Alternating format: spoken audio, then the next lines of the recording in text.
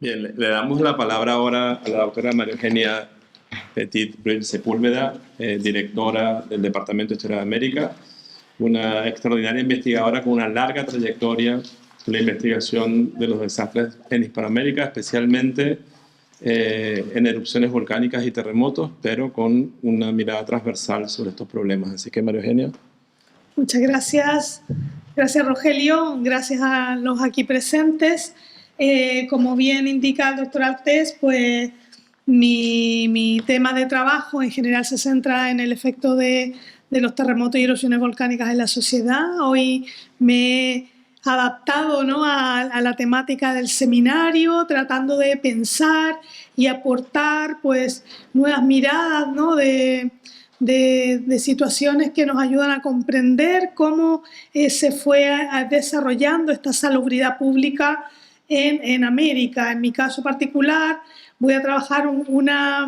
y les voy a proponer, ¿no?, comentar la figura de un personaje muy curioso, el teniente de policía, que no está muy desarrollado. De hecho, hay poquísima bibliografía al respecto, y que nos ayuda a pensar cómo en la segunda mitad del siglo XVIII la administración borbónica va a intentar realmente tomar medidas con respecto a diversas situaciones de bien público y en este caso de salubridad.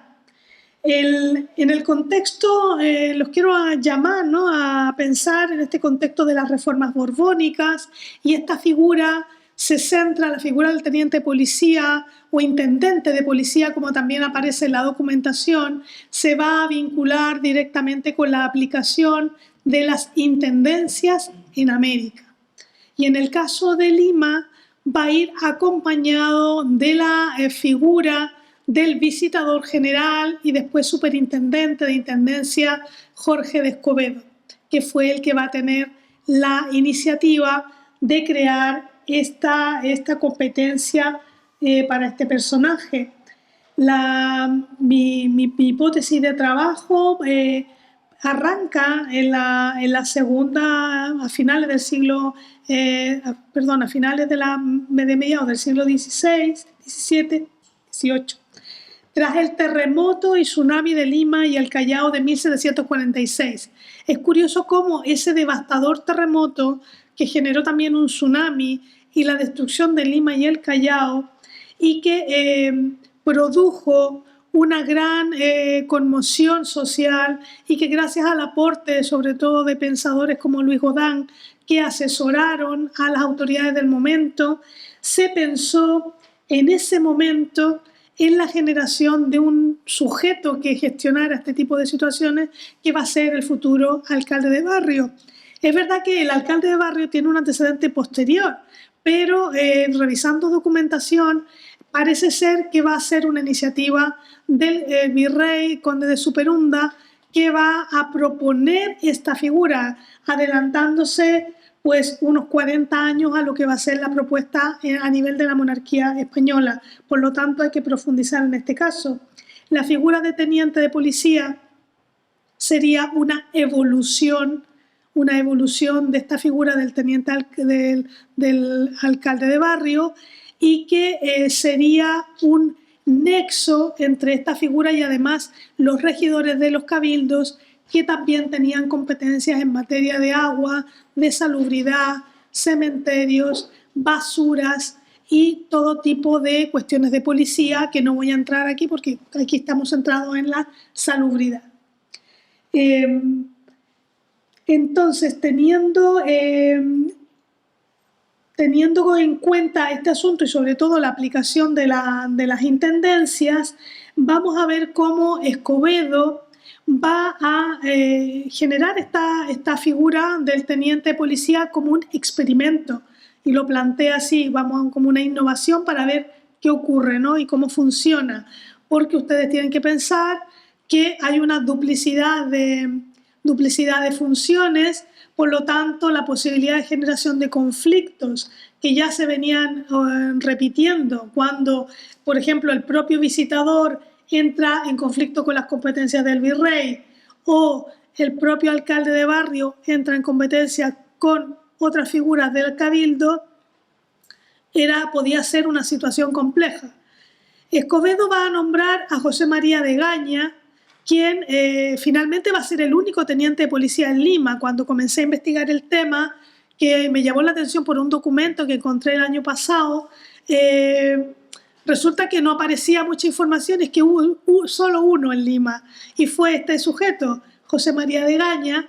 que va a ser el que va a representar esta alta función, y que finalmente el buen desempeño de esta persona y sus cualidades personales van a ser las que harán que se extienda desde 1787 hasta 1804, pasando por la administración de cuatro virreyes, donde aquí en el caso de Teodoro de Grac, pues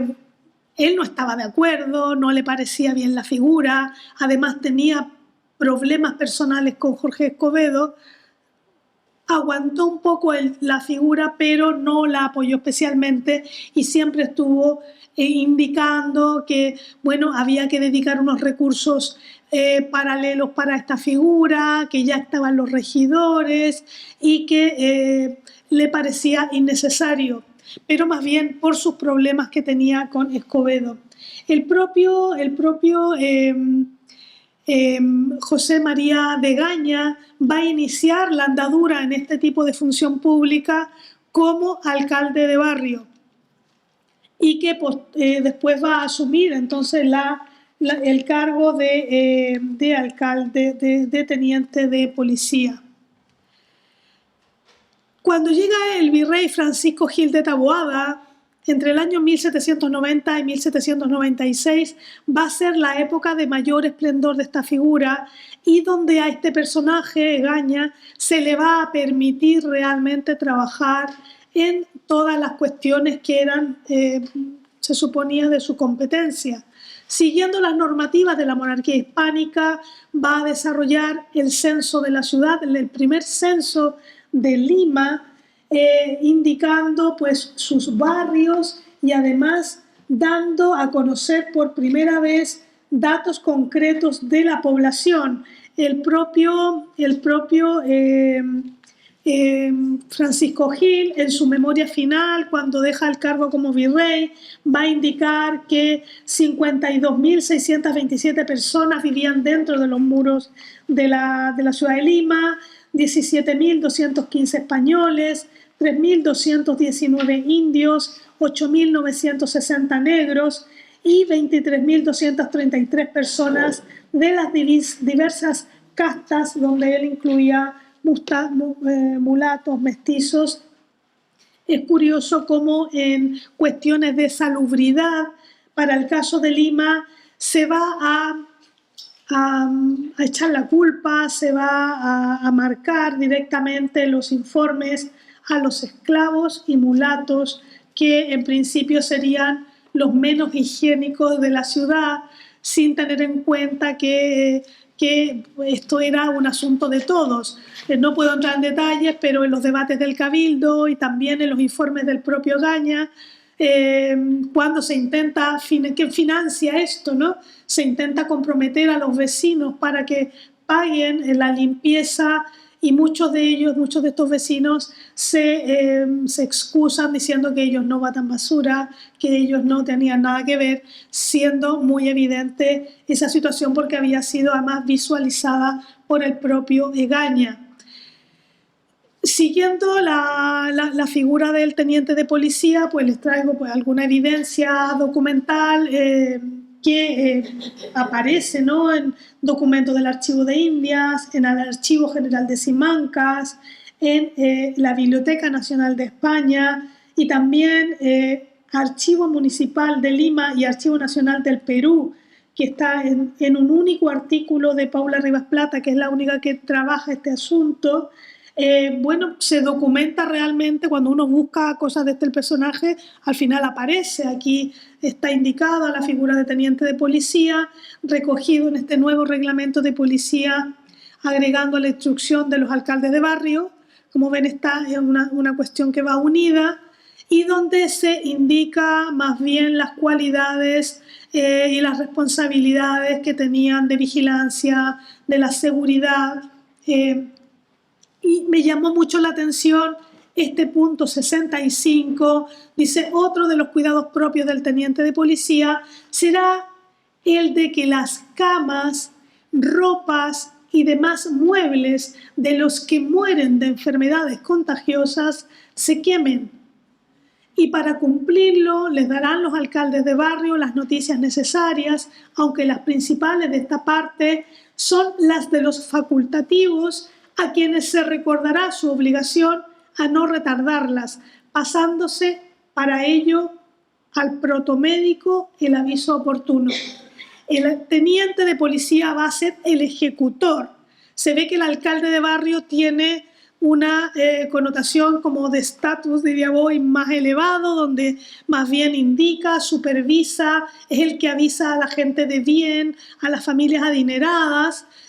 una serie de cuestiones con respecto a la salubridad y orden en la ciudad. Y el teniente de policía me lo imagino como el capataz, el que está a pie de obra, el que está mediando y está vigilando que todas estas medidas realmente se lleven a efecto. Cuando uno ve todo el quehacer de Egaña en todo este periodo, no queda más que reconocer la extraordinaria figura y cualidad del sujeto, porque por un lado está metido en terreno, diríamos, resolviendo estas cuestiones, y además está participando en la creación de la Sociedad de Amigos del País, fue uno de los fundadores del Mercurio peruano, o sea, es un sujeto que está pensando cómo mejorar las condiciones de su región, de su patria chica, que era pues, uno de los llamados fundamentales de las reformas borbónicas en su época. ¿Dónde sacaba tiempo? Pues no queda muy claro. Tiene montones de obras que él va a realizar. Aquí les traigo una imagen de la ciudad de Lima porque se habla constantemente de cómo la muralla servía como contenedor de basuras,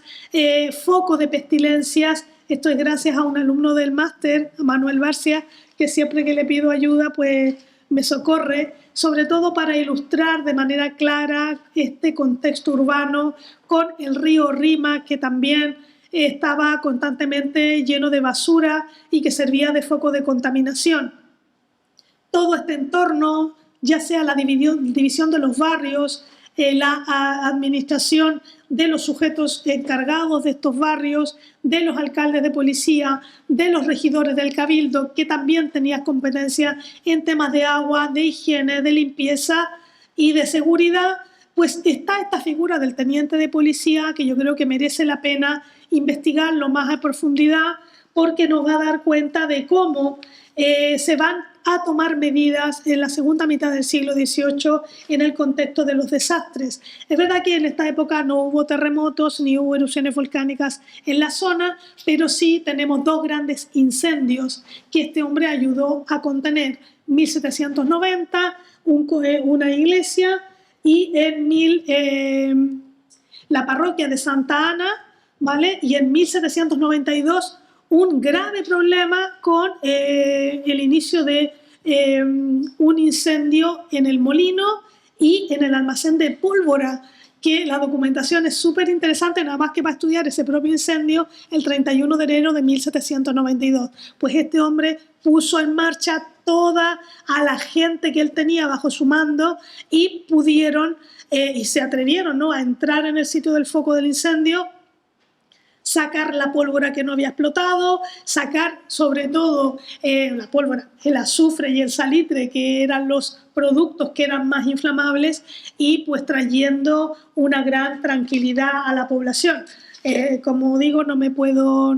detener más porque ya estoy en el tiempo. En la época del virrey O'Higgins, comentar que a él se le va a encargar una planificación básica para el sistema de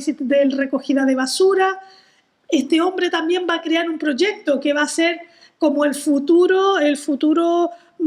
forma en la cual se iba a recoger la basura del interior de las casas. evitando pues toda la pestilencia y los problemas. Pues bueno, aquí el detalle, ¿no?, de un documento del Archivo de India bastante extenso, donde se indica todas las actuaciones que él realizó en su periodo y destacan pues la gestión del tema de los quitas de animales y también